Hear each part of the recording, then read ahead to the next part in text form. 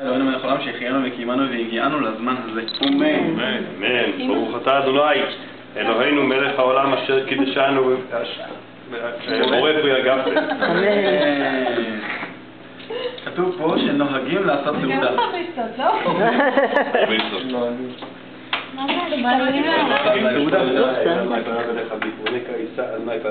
ויעשה לך שלום. אמן. מה זה השקלים האלה? חזרת הביתה.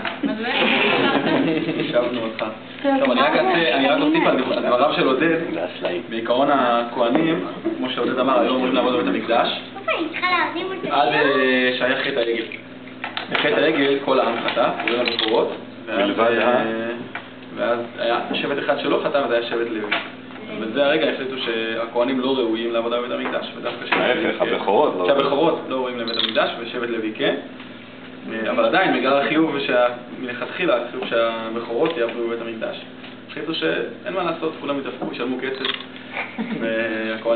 והכהנים רשאים להחזיר את הכסף שלהם חזרה, אבל אסור להם להגזים, כי אז כולם ילכו לכהן הזה שמחזיר כל הזמן, ולכהנים האחרים לא תהיה פרנסה. עודד יכול להחליט, מה הוא? כמו בחירת חיים. צריכה להרדים אותו מחדש.